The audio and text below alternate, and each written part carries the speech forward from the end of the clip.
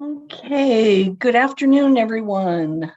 My name is Laura Fortman. I'm the Commissioner of the Maine Department of Labor. Thank you for agreeing to participate in the UI stakeholder meeting.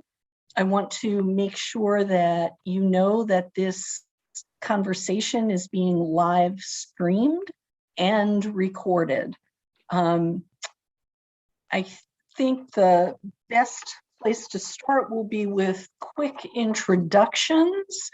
And I think I'll just call on each of you to just introduce yourself, the organization that you represent, and we'll get started. So I'm going down the list on my screen here. Let's start with David Clow, please. Good afternoon, and my name is David Clow. I'm here on behalf of NFIB, National Federation of Independent Business, a small business group, and I also represent the Maine Staffing Association. Thank you. Thank you, David. Vinnie O'Malley. Good afternoon, Commissioner. Thanks for inviting me. I am a member of Local 861 International Longshoremen, and I've been doing a lot of volunteer work in the since the pandemic began, with employees trying to be able to use the unemployment system. Thank you, Vinnie. Benefits. And I like your artwork, by the way. Red Sky. Thank you. Okay, Curtis Picard. Good afternoon. I'm Curtis Picard with the Retail Association of Maine, and I'm also not related to Jess Picard with the Department of Labor. Thank you, Curtis. Okay, Dana Doran. Yeah, good afternoon. I'm Dana Duran. I'm the Executive Director of the Professional Logging Contractors of Maine, a trade association that represents timber harvesting and timber haulers in the state. Thank you, Dana. Desti. Good afternoon. I'm Desti Holman Sprague. I'm with the Maine Women's Lobby. Thanks for having me. Okay, Matt Marks. Thank you. Matt Marks with Associated General Contractors of Maine, and we're the Commercial Construction Trade Association here. Okay, and Matt Schlobaum. Hi, everyone. I'm Matt Schlobaum. I'm the Executive Director of the Maine AFL-CIO, and I apologize in advance. We've had a little bit of a family emergency kind of week and need to go to a medical appointment, so I need to leave at 2 today, so I need to leave the meeting. Good to be with you. Okay, good to have you, Matt. And Peter Gore. Good afternoon, everyone. I'm Peter Gore. I'm with the Maine State Chamber of Commerce. Thank you. And Greg Dougal. Yes. How are you doing, Commissioner? Good afternoon, everybody. My name is Greg Dougal, and I represent Hospitality Maine, which is an association that represents restaurants and lodging properties. Great. And Sue Hamlet. Good afternoon, everybody. I'm here representing Maine Equal Justice, providing legal aid and policy solutions for low-income Mainers. And Chris Hasted will likely be, I'm just sort of sitting in for her on this group for now. Okay, thank you. And I think, is there anyone else on here who is not part of either the Attorney General's office, the Governor's office, or the Department of Labor? I'm trying to look at the names on here, and I don't think so. Yeah. Okay, so then, as I said, I'm Laura Fortman. I'm the Commissioner of the Department of Labor. Laura Boyette. I'm Laura Boyette. I'm the Director of the Bureau of Unemployment Compensation.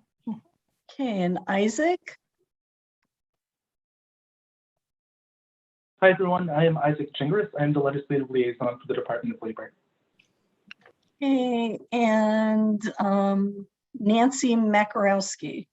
Yes, hi, I'm Nancy Makarowski. The Assistant Attorney General who provides advice to the Maine Department of Labor. Okay, and also joining us today is Marianne Tarowski.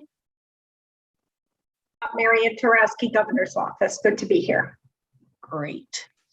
So I think those are, oh, and Suze Mckechnie. I'm Suze Mckechnie, Deputy Bureau Director. This is my first one of these doing this, so I'm very excited to be here. It's good to have you, Suze. So I think that is the all of the people who are here today. Isaac, if you wanted to share the agenda, that would be great.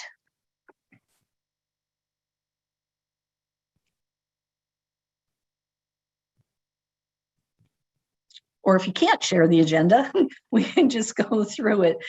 Today, we're looking at this as being primarily an organizing meeting, laying out the charge that, that we've been given. You should have received in advance a copy of the remote meeting policy, as well as a copy of the legislation, and a PowerPoint overview that Director Boyette will be going through about unemployment insurance. The first order of business that we do need to take care of is the remote meeting policy. Our Assistant Attorney General is here in case there are any questions about why we have to do this or the specifics of the policy. But I hope that you've had an opportunity to review it and that we will be able to vote on this policy. But Nancy, is there anything that you want to say? Just that this is in accordance with a law, an amendment to the Freedom of Access Act, which governs public meetings. So as the official state of emergency was winding down, and so there needed to be a new law in place as to when boards could meet remotely. And in a nutshell, they can meet remotely if there's an emergency with a small e, which the Attorney General's office has determined means, ongoing high COVID numbers, or if there's an urgent matter. Here, given the need to do many, many things in a very short period of time, I think you meet both criteria, and the draft is something that I prepared. So if the way that we'll operate this is hopefully, unless people are speaking, if you just keep yourself on mute. And if you have a question, if you could use the raise hand feature, and I will do my best to see if anyone has a question about this policy before we go any further. And Laura Boyette, if you can look, because I can only see several of the participants on here. I don't see any questions. And in case anyone's looking for it, the raise hand function is under the reactions icon at the bottom of the screen. Okay. So even though this is not an official board, because we were tasked by the legislature to meet, we do need to adhere to this, to taking a vote on a remote work policy. So I think the other requirement is it does need to be an individual roll call. So Isaac, you were going to call, first of all, I'd like to move that we accept the remote work policy as it's drafted. And would someone second that, please? Okay, I see Desi. I will second. Okay, so it's been moved and seconded. Any discussion? Seeing none. Isaac, will you call the roll, please? Yes. Commissioner Laura Fortman, Yes.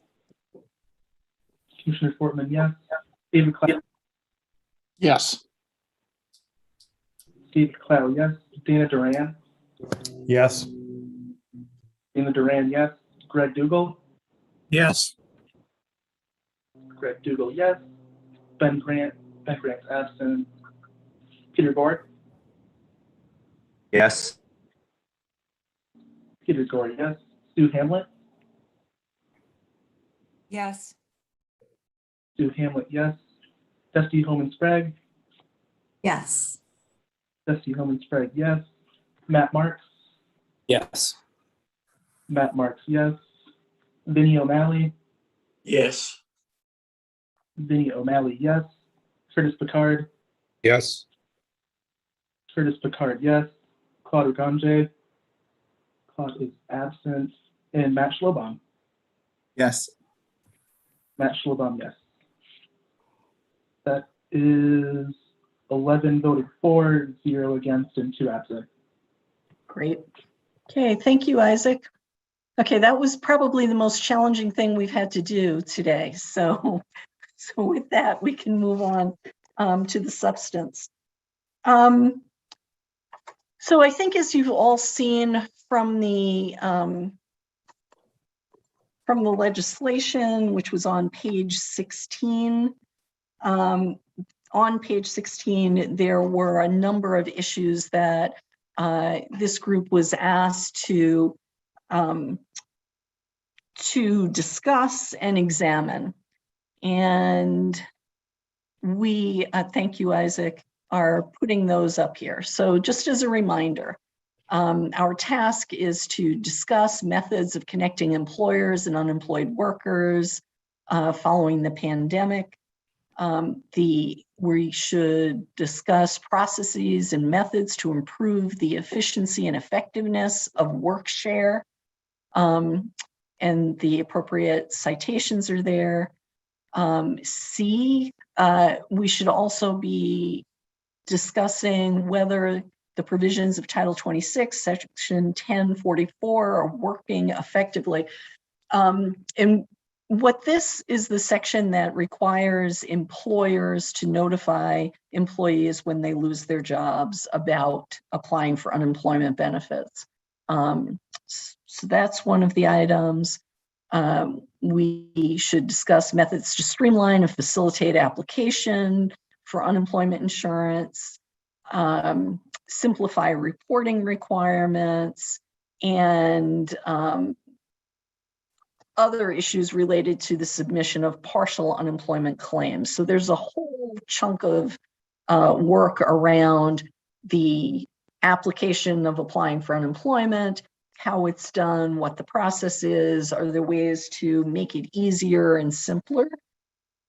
E is around employer liaisons. There were some conversations that took place during the legislature about should the business community have a point person or some sort of liaison to help employers with reducing the administrative burden and improving the experience for employers, as well as making recommendations about how that position would be funded. Then there's a section around whether or not unemployed individuals, currently in Maine law, if someone has been unemployed and participated in a reemployment service within the last 5 years, they do not have to participate in that program again. The shorthand for that, we call it the RESEA program. But we're being asked to look at that and whether or not that 5-year cap should stay in place or if that should change. And then also the final item we're supposed to look at is looking at any technology or software barriers that have contributed to challenges to applying for unemployment, or if there are ways that we can reduce the paperwork burden to businesses. So basically a technology piece. Are there things that we could be doing differently, better? in order to make the process easier for both businesses and for employees. As you can see, and I'm sure you already knew before you agreed to participate in this work group, there is a lot ahead of us. We would suggest grouping these conversations into buckets so that when we're having a conversation, we can focus on a couple of these at one time rather than trying to address all of them. And what we have also included 3 potential dates for follow-up meetings. We're suggesting that at the October 20th meeting, we look at items A, B, C, and F. And then at the November meeting, look at D, E, G. And we keep the December meeting as like an adjustment. You know, we may be taking on too much in one of these meetings. We may need a deeper dive in some of the meetings, but the suggestion is that we set the dates now so that people have an opportunity to plan for them, that there's enough space in between so that if there is work that the department needs to do to prepare for the following meeting, that we have a chance to do that. Also, I do want to say, as I said at the beginning, this conversation is being live streamed. We will also be posting an email address for the public so that if they have comments and want to weigh in on any of these things, that they have an opportunity to do that as well. We are not wed to this particular grouping and would really like your feedback on whether or not it makes sense to address these in these categories, or if you would suggest tackling these issues in different ways. Like if you prefer doing, you know, moving C to the second meeting, or E up to the first meeting, or anything like that, I'd love to hear what your thoughts are. And Laura Boyette, I don't know if you want to just say why this particular grouping made sense. Yeah, I mean, when we were looking at it, we were trying to kind of group together, started looking at grouping those categories that really are talking about the connection of an unemployed person and an employer, whether, you know, or an employee with reduced hours in the employer, that kind of thing, or trying to get folks back into employment. Whereas the other 3 items we saw is more of how do we improve access and also enhance customer satisfaction with the process, whether it's from an unemployed worker or an employer, and you know how to enhance that customer experience. So we felt like those 2 clusters made sense to try to tackle it at the same time. Mm-hmm.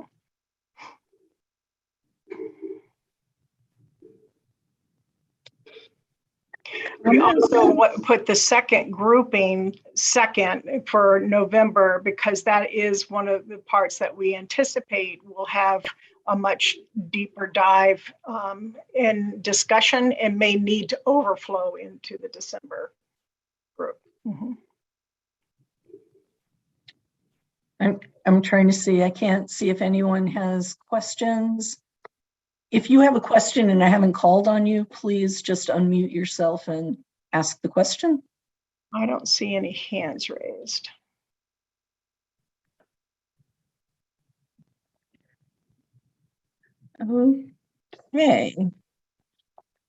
Okay, so, and you can also use the chat feature. And it seems like we've had, yes, makes sense. Okay. Any other? No? Okay, then that's how we will proceed on that. So the other thing that we wanted to do today was to provide kind of a top line overview. I mean, many of you have deep experience with the unemployment insurance program, have worked on these issues for a number of years.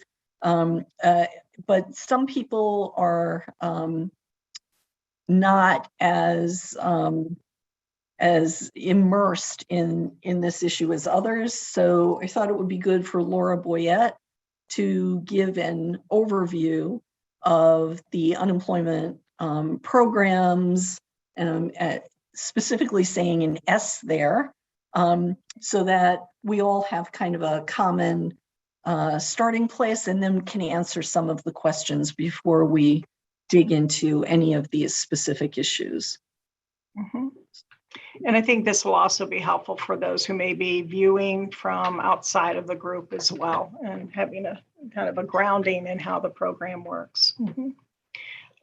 Isaac, are you going to pull that up, or do you want me to share my screen? So pull it up right now. Okay, great, thank you. You can, yeah, let's put it on the slide mode to just make it a little larger. And you can go ahead and click to the next one. Next slide. This is an updated version of something that I did for the Labor Committee earlier this year. So essentially what I'd like to give a brief orientation to is unemployment insurance itself, what it is, how the federal state partnership program works, the programs that are administered within the broad unemployment insurance program arena, some of the financing piece, trust fund and solvency, and I'll touch on the administration of the main program specifically. Next slide.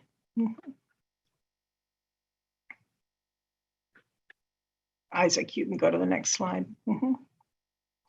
Okay, so it is, unemployment insurance is a temporary financial bridge to new employment. So it is really designed to provide temporary financial assistance to help with basic needs for someone who has lost their job through no fault of their own while they're trying to find new employment. But it's also an economic stabilizer. This keeps buying power back into this group, which goes back into the community and helps mitigate the adverse impact of unemployment on both the individual and the community as a whole. It works as an economic stabilizer in that, especially during periods of deep unemployment. It's a social insurance program, so there are requirements in this. This is not something that's just handed to someone without having to meet certain eligibility requirements.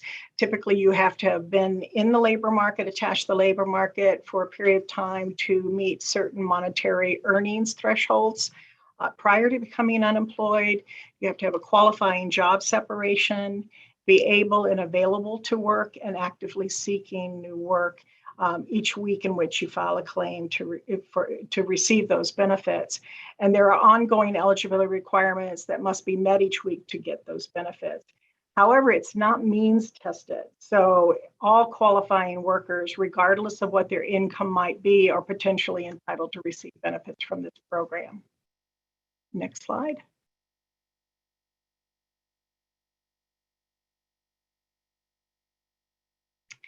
So I mentioned that it's a federal state partnership. Its origins are based in federal law, and that provides an overarching structure that all states must comply with. But then we have some flexibility as a state within that construct. So it was initially established under an overarching laws through the Social Security Act and the Federal Unemployment Tax Act. And these define the broad coverage provisions that we must abide by, and some of the benefit provisions, the federal tax base and rate and administrative requirements for us. Our federal oversight agency is the U.S. Department of Labor, and their role is to ensure state conformity and compliance with federal laws, determining our administrative fund requirements, and providing administrative funding, some level of federal administrative funding to the states to run these programs. It does set broad overall policies, including performance metrics that hold the states accountable to meet in order to receive their grants, and they monitor that, and they have reporting processes that we must meet for the federal government. They also provide technical assistance to states when we need it and guidance on how certain programs will run or how some of the general provisions that are under the federal guidance, federal laws. And it also provides a loan fund for states whose trust funds have become insolvent and unable to pay benefit costs. So they can apply for, it is an interest-bearing loan through the federal government. The programs themselves, the state programs are administered by state employees, which means they need to be merit system hired under the state laws. And we have some flexibility in acting laws around eligibility conditions and benefit financing models. Our trust fund model, our taxing model is unique to Maine. We have a lot of broad flexibility in setting that up, as long as we still meet within those overarching federal laws. And if we move out of conformity and compliance, there are penalties that usually directly impact employers. It's under the Federal Unemployment Tax Act. Right now, employers pay both a state unemployment tax to cover the cost of benefits, but also a federal unemployment tax, part of which is used to administer the programs at both the federal and state levels, and also to provide that loan advance and to pay some parts of the workforce side of the house, the employment services. Right now, employers in Maine pay 0.6% of the first per thousand of the first 7,000 paid to their workers. If we don't remain in compliance or conformity with federal law, that that amount actually goes up to 6% instead of 0.6%. We lose our tax credits for that. We also would lose our federal administrative funding. So we establish and administer the financing model, our trust fund, our tax system that we use to collect the employer paid taxes to fund benefit cost. And we also administer multiple federal and state unemployment programs. I think there's often a perception that there's one program, but it actually is quite a few programs. And Isaac, if you could go to the next slide.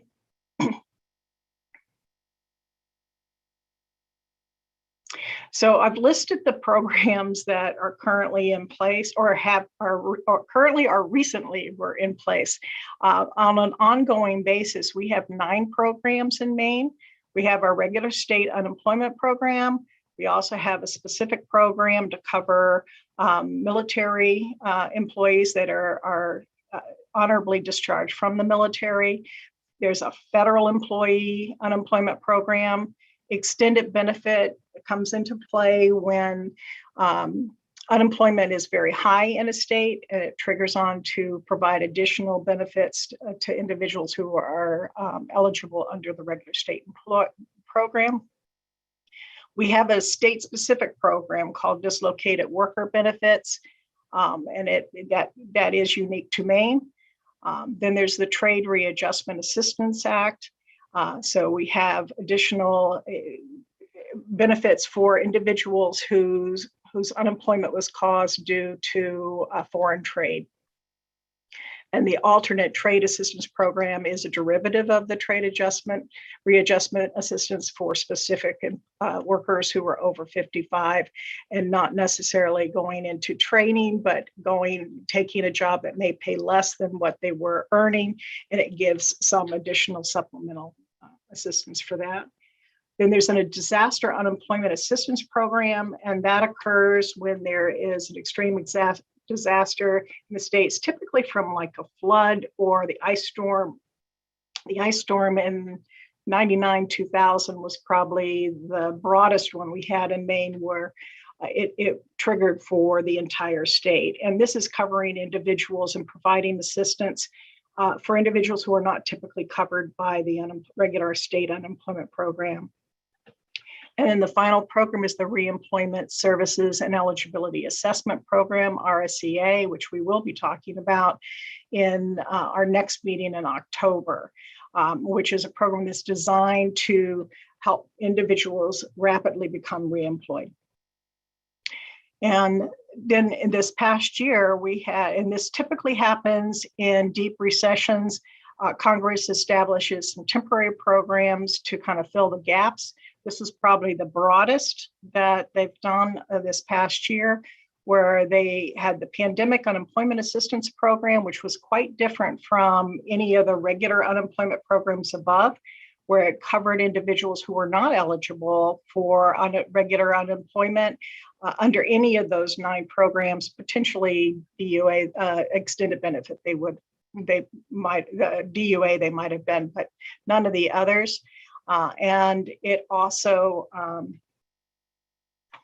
just lost my train of thought, but it also provided coverage for circumstances that would normally be disallowed under the regular unemployment program. The Pandemic Emergency Unemployment Compensation Program is very similar to extended benefits, but it's for individuals who are eligible for regular state unemployment, but due to the emergency situation this past year, ran out of regular unemployment. It gave them additional benefits under that.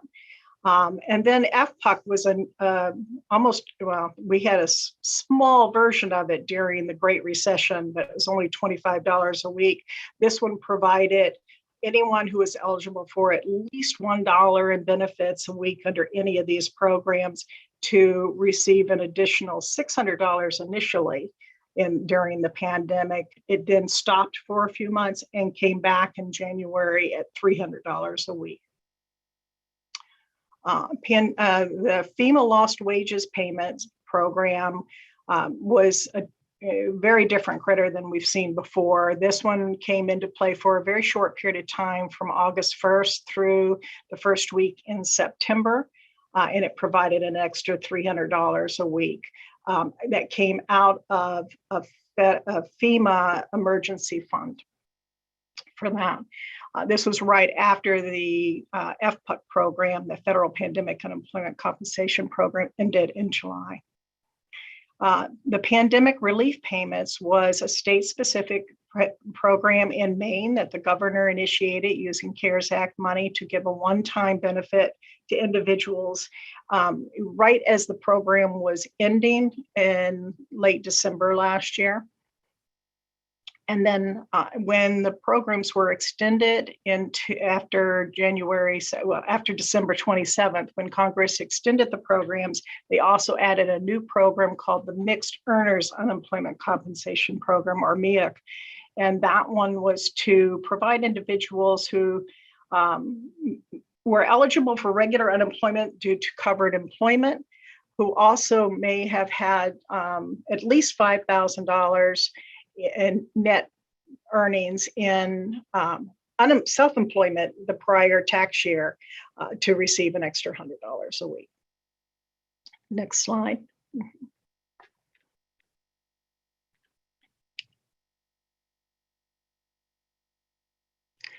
So most employees are covered, or occupations are covered or insured by state or federal unemployment programs.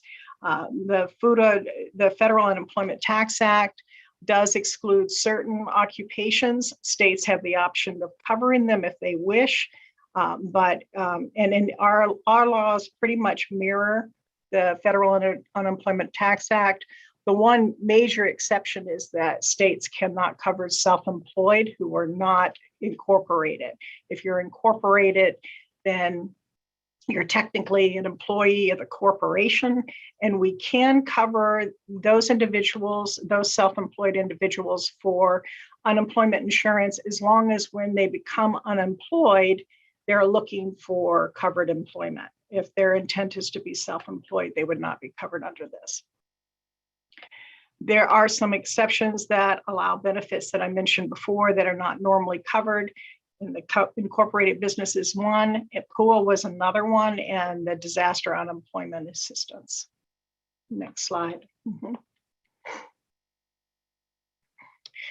There's a perception, I've seen this since I started with the program back in 1994. There is a common misperception that employees pay into this program, but actually benefit costs are financed by employer-paid state unemployment taxes only.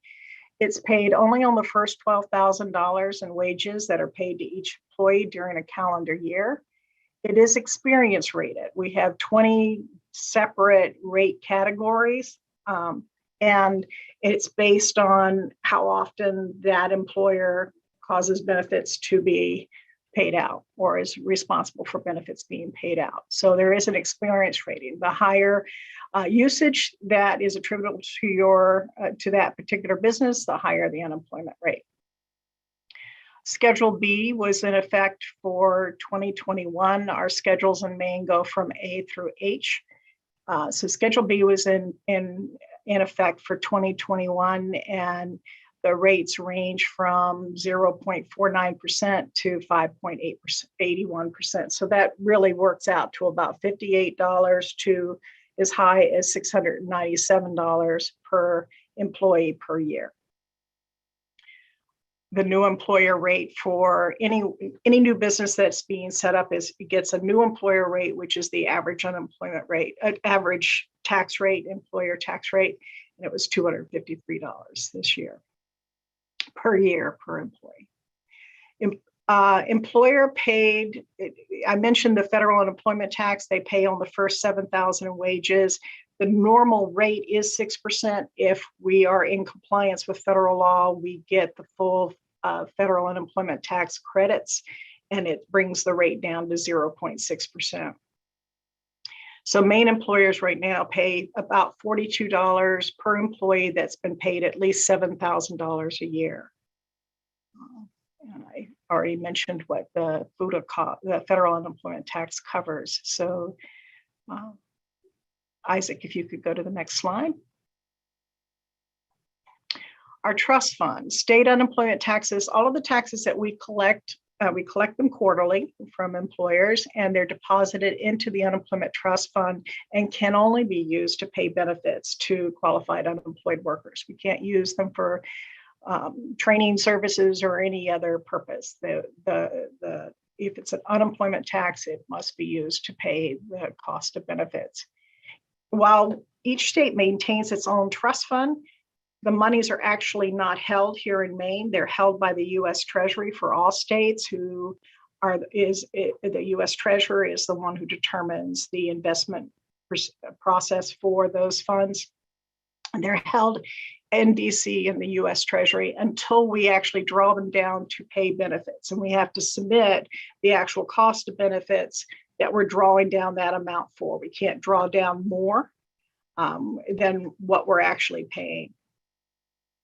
And we need to, the design of the system is to accrue enough funds with the unemployment taxes that are collected to pay out the immediate benefit costs that we anticipate, project will be needed for the coming year, but also to maintain a benefit reserve in the event that we have a recession or a deep economic downturn, because that's not when you want to try to raise taxes significantly if you can help it. We're trying to modulate that, the impact of it. So during good times, you try to collect enough to cover what you need, but also to build that reserve so that you're not having to take such deep increases during times when the economy is not so great.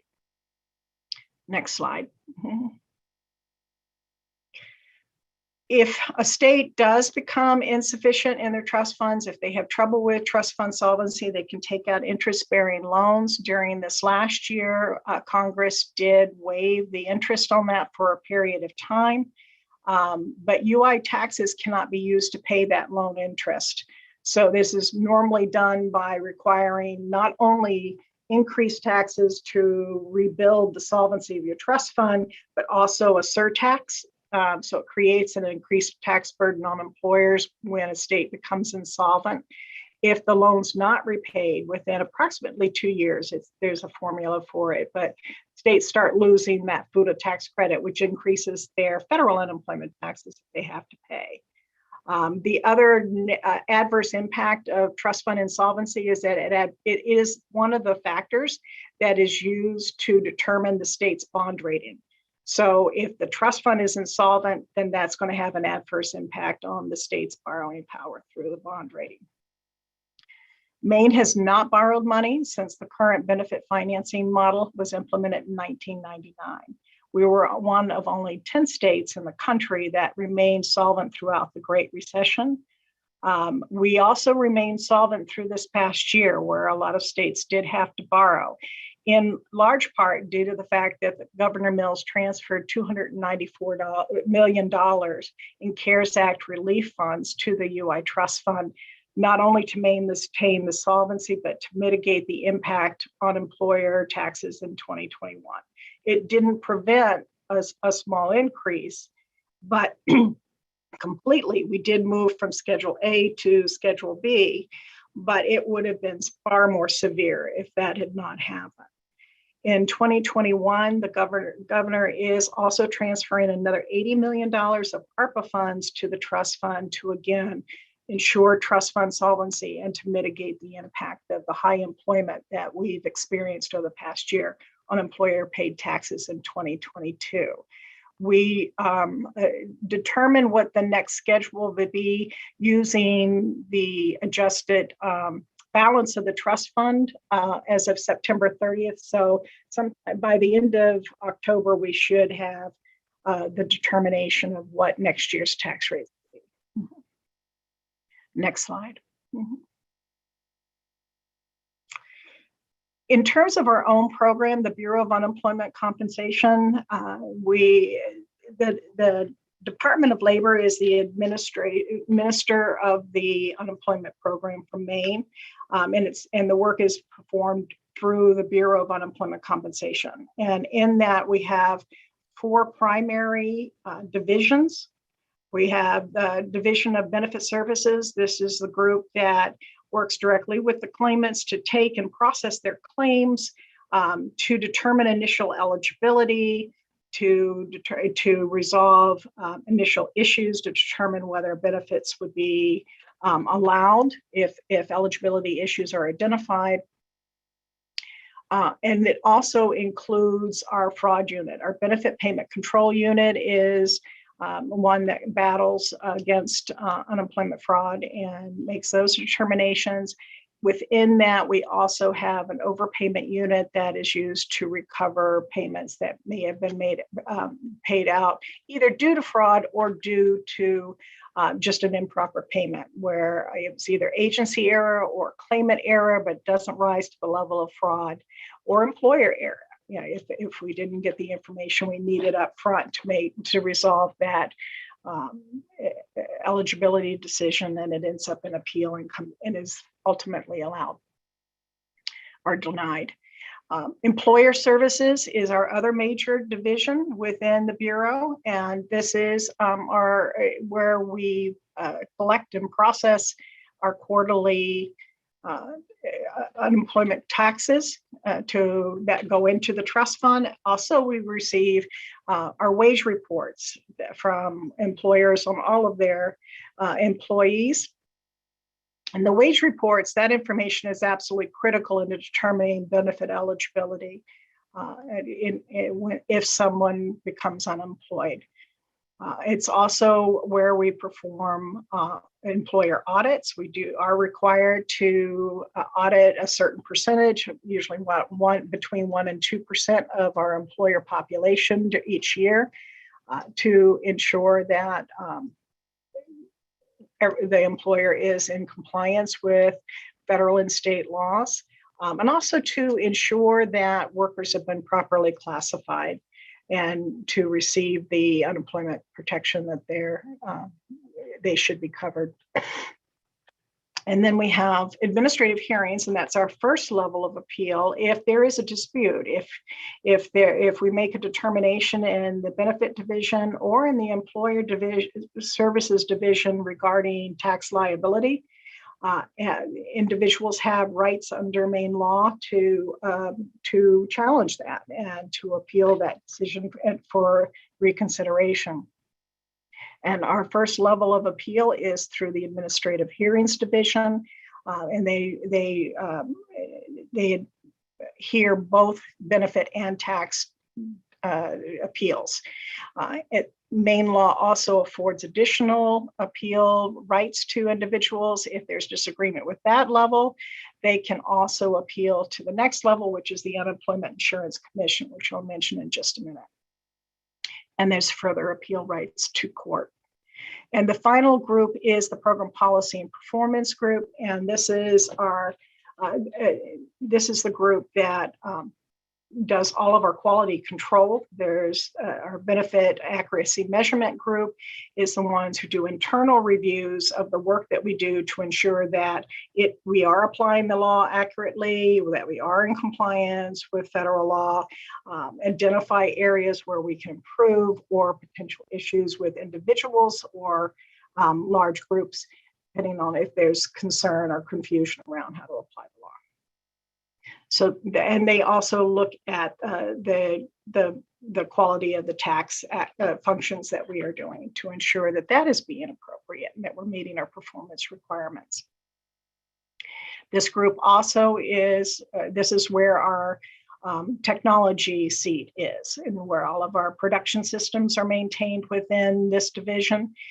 So they work very closely with all our divisions and ensuring that service delivery is being adequately met, and also for any enhancements that we want to make to the system to keep improving. It's an evolving system to keep improving in there, and our internal help desk is in this group as well. And then there's one smaller office, which is the Office of the Bureau Director, my office, and in that one, this is where policy and strategic direction is done, rulemaking activities, legislative activities, and we also have our security officer is based there, contract administration, all of those types of overarching administrative services are performed out of that office. And the Unemployment Insurance Commission is, I mentioned that there are a second level of appeal before moving into the court system. They are funded by the federal unemployment insurance grant. So that comes through my office.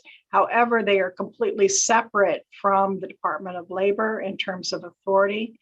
And it's a commission of three that consists of 3 commissioners and 2 support staff at this particular time.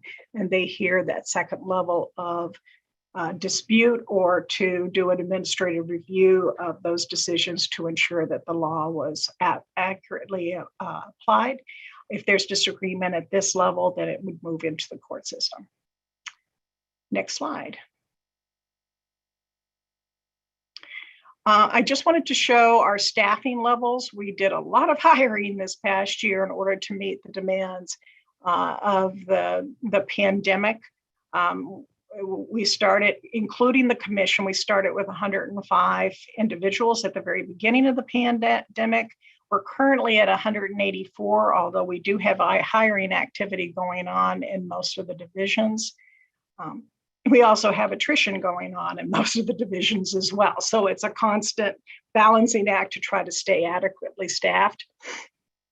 During the pandemic emergency, though, it really required, when they talk about it takes a village, we took a country, I think, this past year trying to keep up with the workload. So we did have contract personnel that helped us. The federal government and Congress waived the merit system hiring requirement for certain types of positions that normally can only be filled by merit system staff. So we had a contact center that we had up to 100 center staff that helped with the phones, plus their supervisors, and 70 adjudication and appeal hearing staff from another group that helped us with adjudication decisions and conducted appeal hearings. They also came with 12 administrative staff and plus supervisors. We also had tremendous assistance from all of the Department of Labor bureaus. The Workers' Compensation Board loaned us staff, corrections loaned us staff, and Health and Human Services did as well in order to get through this past year. Most of those are ending now. All of the contract hearing officers could no longer hear hearings after September 6th as the merit staffing waiver ended. We also have a reduction in our contract adjudication staff. They'll be finishing up within the next month, and our contact center staff is reduced. We have about 63 right now, and those will run through next month. Next slide. I think, yeah, just in terms of administrative funding, it's countercyclical in response to economic conditions, which means when the economy is doing really well, our funding tanks. It really reduces. And when things are bad, we do get additional funding from the federal government. However, that federal funding has been declining for decades, and it's not adequate to cover just minimal staffing and operations cost. In fact, it was only basically getting us through at that lower staffing level through about 3/4 of the year. And during recent administration legislative activity last year, the legislature did approve the Unemployment Program Administrative Fund, our UPATH fund, which went into effect this past year in 2021. And that provides some additional administrative funds it's collected with our unemployment tax, but we reduce the amount of the unemployment tax by the same amount so that it remains cost neutral. And that helps fund us at a more adequate level. And we did put in a fund cap in order to prevent the fund from building up beyond what is actually needed for conservative operational need. Any excess that might accumulate, if we get to that point, would be deposited back into the Unemployment Insurance Trust Fund to pay benefits and help maintain solvency. Next slide. I think we're just about at the end now. Yes. So you just had a crash course and unemployment insurance overview here. If we have any questions, I'll be happy to try to answer them.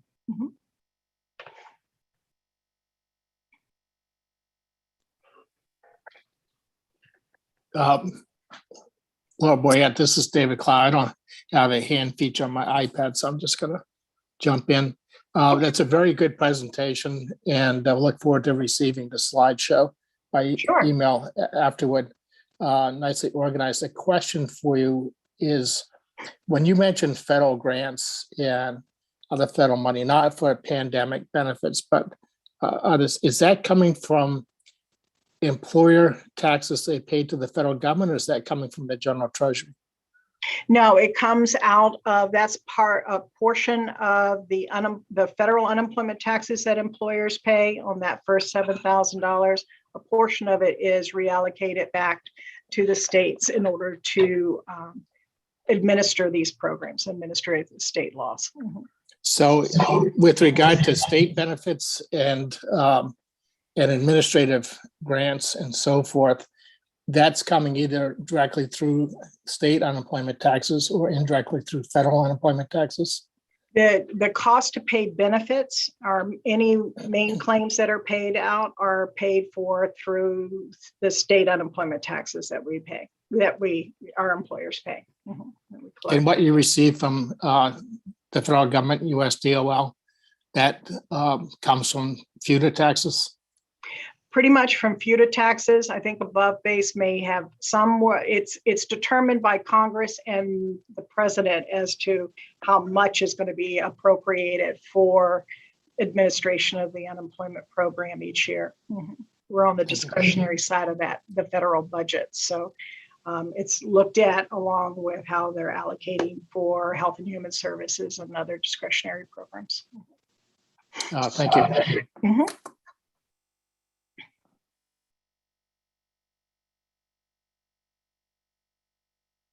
Any other questions? Okay. I have a question, Laura. Thank you for a wonderful presentation. That was really, really good. So, hold on. Yeah, now that we're still in a pandemic, but the pandemic emergency assistance is now gone. I'm afraid that some people might now qualify under the traditional unemployment because they lost about 2 years. When you look into the model, that the process you follow, you ask question, have you worked in the previous 18, is it 18 months you said? I mean, 15 to 18 months, depending on. 18, correct. Mhm. So Yeah. how are we going to address this issue going forward? Have you thought about that? Just curious. Yes, we really have been thinking about it. I mean, it's one of those where the traditional unemployment program, even under the federal requirements, we can't really change that piece of it. I mean, we can look at either their base period of earnings, which is that this is going to sound very bureaucratic. The first 4 of the last 5 completed calendar quarters before someone becomes unemployed. If they don't qualify based on that, then we can look at the most recent 4, but we really can't do much beyond that. And there's a lot of folks that were covered under the pandemic unemployment assistance program that the only reason they're in that is because they don't qualify for regular unemployment.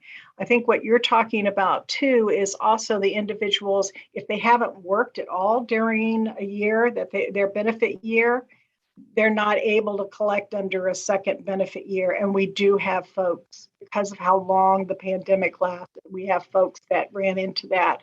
It's really critical that we connect these folks with our workforce side of the house to help them get back into employment, because unfortunately, unemployment benefits are not really an ongoing assistance program for them. And so the more that we can connect folks to the workforce side of the house to try to get them back into an employment situation and independent again, back on their feet, and the quicker that we can do that, the better we can help these folks. At this point, Congress is not considering extensions. Yeah. Mm-hmm. So a follow-up question to that, I'm sorry. And I know that this is a policy, this is not a meeting to discuss specific individuals, but I just want to ask a quick question. Those who are still under the traditional unemployment, and since that September 4th, the 300 ended, but can they still continue to collect, not the PUA? I'm just talking about the traditional unemployment, because I got a question from a client last night. She told me that she has only secured a part-time job, but has not been able to collect the rest of the balances on unemployment. Is this a policy that was made available, or is she going to continue to getting some support until she gets a 40-hour job? Yeah, there's a number of moving parts in that question, actually. She may be able to work some level of part-time work, but it also reduces her benefits that she might receive.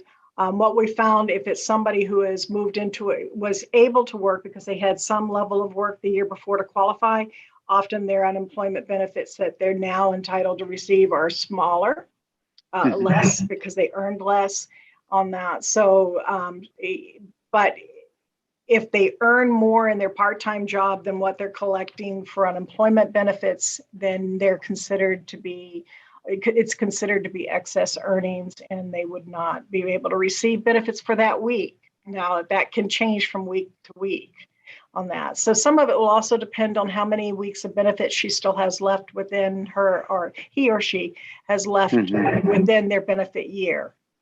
So thank you, Laura. And Claude, you weren't here when we did introductions, so do you want to just introduce yourself quickly? I'm sorry. My name is Claude Raganje. I am the Executive Director of Prosperity Maine. We have an office here in Poland and also in Lewiston. Great. Thank you, Claude. Good. But, just as a general mention, though, the regular unemployment program did not stop in September. Yes, And then the yes. federal programs. Okay, so it all depends on what this individual has left in their benefit program. Yeah. Thank you. She can continue to collect as, she'll get a reduced payment, which might extend her benefits out if she's working part-time. Thank you. Okay, were there other questions for Laura Boyette?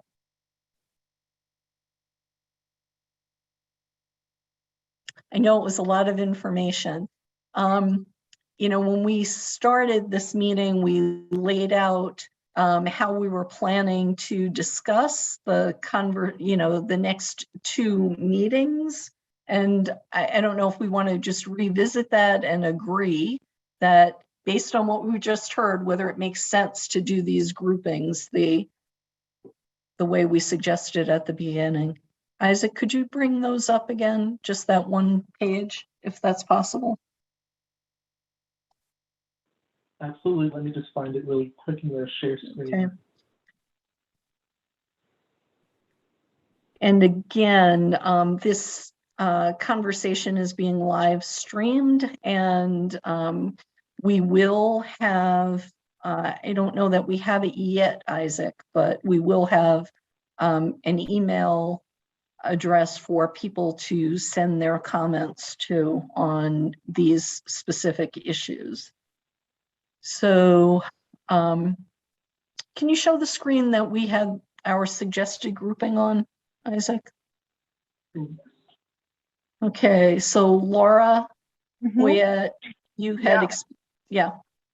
Go ahead. No, so we wanted to talk about the first grouping was really around employer, employee, or employer, unemployed individual, and how to connect them. So the first piece was how do we do a better job at connecting employers with the unemployed now that all of these federal programs have ended, because a lot of people were still collecting just before that. So, and employers are really looking for individuals to fill jobs. So how do we match those up and connect one with the other, that other group? What can we do there?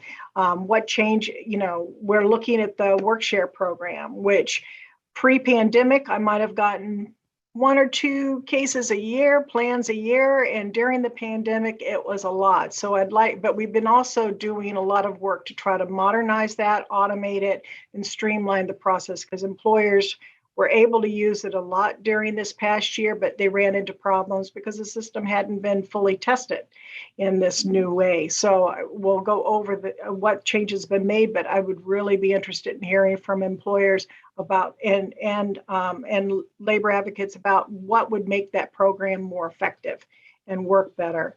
Title 26, Section 1044 is the section of law that deals with the employer's responsibilities for letting individuals know about potential unemployment when they separate from a job. So we want to look at that particular statute of the law under this group and to see how effective it is, and what can be done to make it more effective.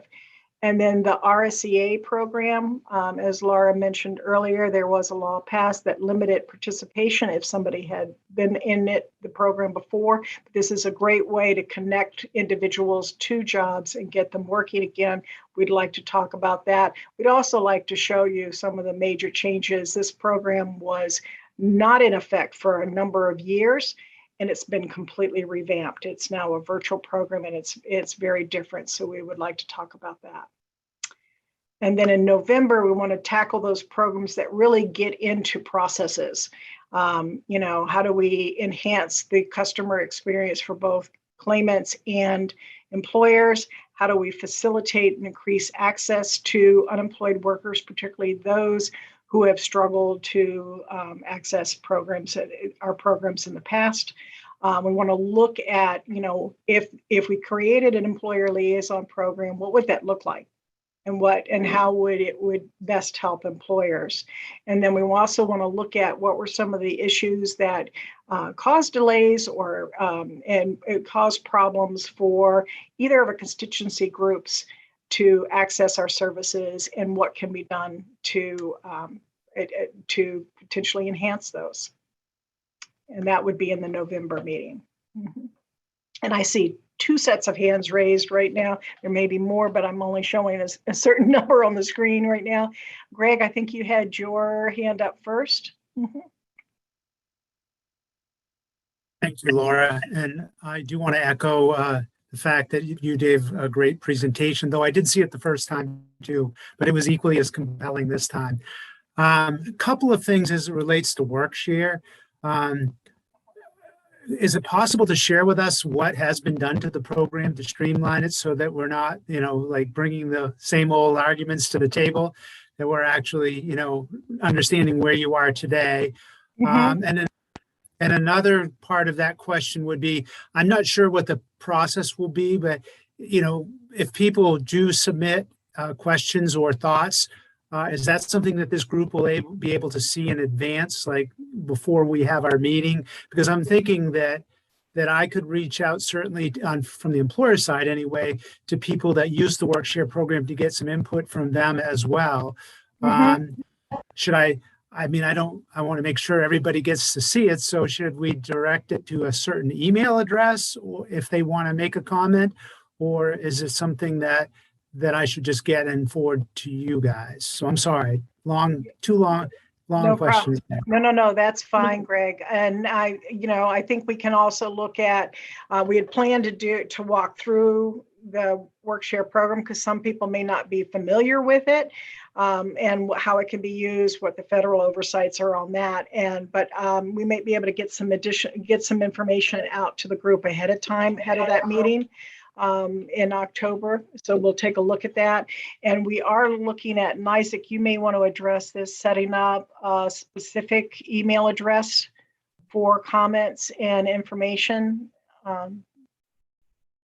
Is that in the works, Isaac? Yes, that's something we need to work on so people can have one dedicated email box to send things to, as well as like an online form almost that gets directed to that. So folks can go to like an online web page like we do with the rules and submit public comments. And Greg, getting back to your question, I'd say the answer is both and. You can reach out to your members and get information from them and bring that to the meeting. Each of the people who are on this group represent specific constituencies. So when you were invited, I may not have made that clear enough, but you were invited because your voice is actually you represent many people in this room. And one of the things that we really want to hear are the voices of all of those people who you represent. So I would anticipate that at the coming meetings, there would be much more discussion, which is why we wanted to kind of lay out the topics ahead of time and get agreement that this is how we're going to address them, so that you can think about it and figure out, what are the questions or the data or concerns that you want to make sure are raised as part of the conversation. Yeah. Laura Boyette, if I could just follow up quickly. I have no basis for what I'm about to say, but I'm going to say it anyway. Okay. Obviously, we know Workshare was a big piece of early on with everything that was going on. My assumption is that sort of tailed off to some degree when people are just looking for help in any way, shape, or form that they can get it. However, that sort of situation could present itself again very shortly. So that's why I wanted to make sure that we followed up on and not keep dwelling on issues that you've already resolved. So thank you. Sure, no problem. And Matt Marks, I think you've got your hand up too.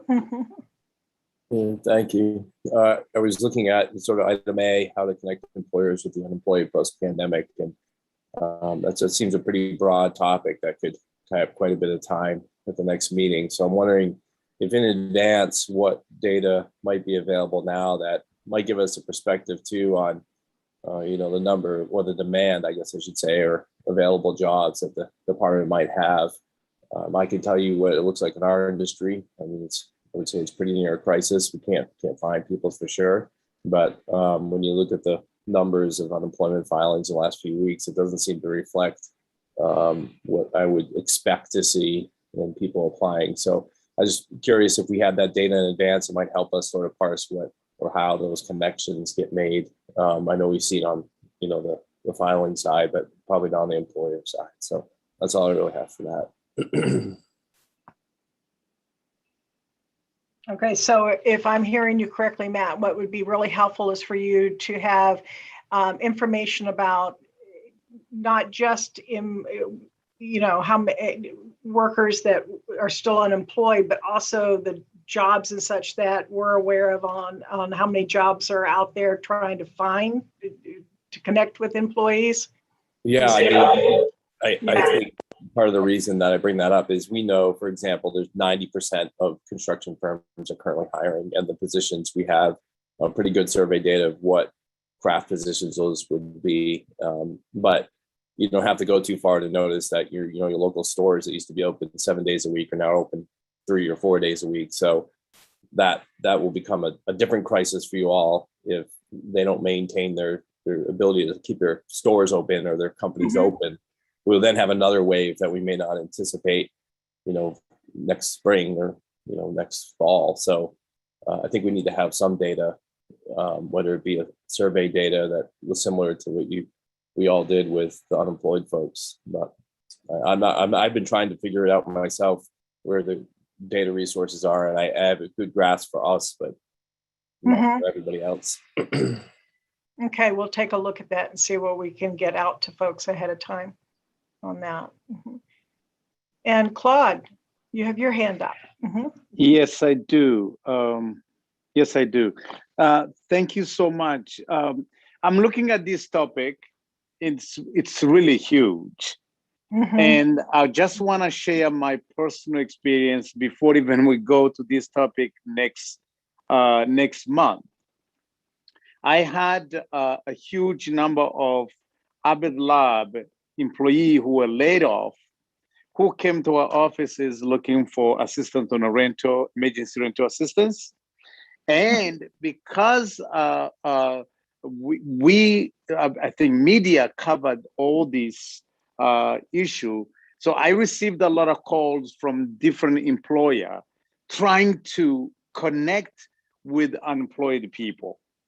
So my advice to this is it can be overwhelming if they just say, let's connect unemployed to employer without having specific industry looking, because you have individual coming with different backgrounds. You have individual coming with less training, even with the language barrier. So the fact that you have unemployed people does not give you necessarily the specific on an employer who is looking to rehire them. Right. So there were people from Abbott with different skill set, with different culture, language barrier, and the employer were reaching out to me and say, hey, connect me with this. So we have to be specific on how do we do that? Is there a process that connection needs to be coordinated well? We know that we anticipate this will happen again in the next few months because they recall them back, but they might be again laid off in the future. So how do we coordinate those unemployed to be able to connect them with the employer who are looking to hire them? What are the skill set? What industry is looking? How do we determine the skills of these unemployed to be able to match them with the company that are looking? Because otherwise, it's a little bit vague and it's broad. It may be hard to accomplish this topic if we don't have a clear plan. Yeah, I agree with you. Yeah. So that will be a big part of what I think we need to look at. That's the type of thing that we need to look at. How do we make sure we know what the jobs entail and what kind of skills are needed for them, and also about the populations that we're trying to match to make sure that we can do a better job of matching those up. Yeah. And I think the experience that you and your organization have had would be really helpful to kind of provide almost like a case study of this is what you're seeing on the ground, and that other people could kind of add to that or reflect on that as well. And I did see one of the questions was in there about whether or not the folks would receive the slide deck, and I have no problem with that being shared with our members. Yeah, and I'm thinking, and I apologize that we don't have the email address up and the page up yet, but we're trying to get stuff done as quickly as possible. But I would say that once that page is up, then anything that is shared at this meeting would also be posted there as well, so that anyone can access it. I mean, our goal is to be as transparent as possible. So anything that we're sharing here will be available to the public. Absolutely. So again, thinking about the next meeting, it sounds like there are some specific asks that we have around the overall economic picture of what's happening with the workforce in general. What are some of the pools of workers? A request to give a kind of a status update. It almost sounded like, Greg, that you were like, okay, we all heard what the challenges were with WorkShare.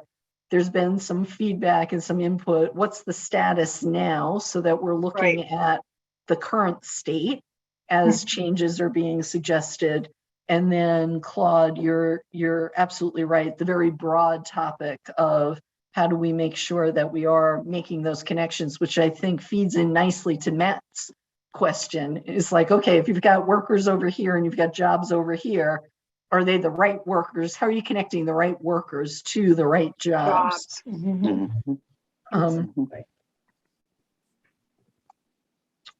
Were there other questions or comments?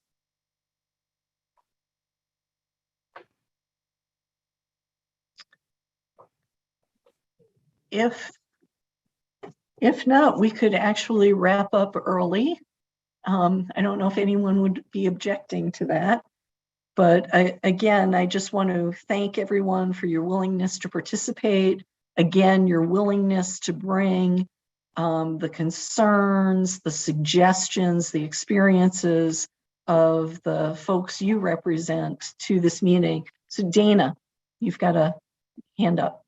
Yeah, just a quick question, Commissioner. So obviously it's in the legislation, the list of items that we're kind of working on over the next couple of meetings. But I guess the question would be, if we have other topics that, employers want to have as part of this, I assume we are not limited to just those statutory items. And if so, what would be the process of getting those on a future meeting agenda if that's what we chose to do? Yeah, I think, Dana, we're looking at this as these are the items the legislature has told us we need to address. And to report on. I think if other items come up and there is time to discuss those, I would see that we could have those conversations, but the priority here is that we need to meet the legislatively required the requirement of the legislation. That doesn't mean that there wouldn't be other opportunities to have those conversations, but right. Yep. No, I absolutely. I understand the minimum is to meet the legislative expectations, and anything that would be brought forward would be pertaining to UI. I just wanted to, I'm looking at the meeting schedule. I've seen how you've laid out things sequentially So I just want to make sure if there are other things that come up or things that we want to have added, that we're going to have the appropriate time and notice to get them on a future meeting agenda. And again, I think it's like, we've got that third meeting that we could have other conversations at if we make it through this work. Great, thank you.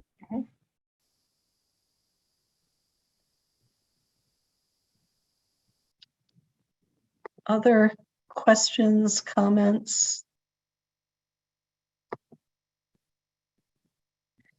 And again, around the getting every voice into the room.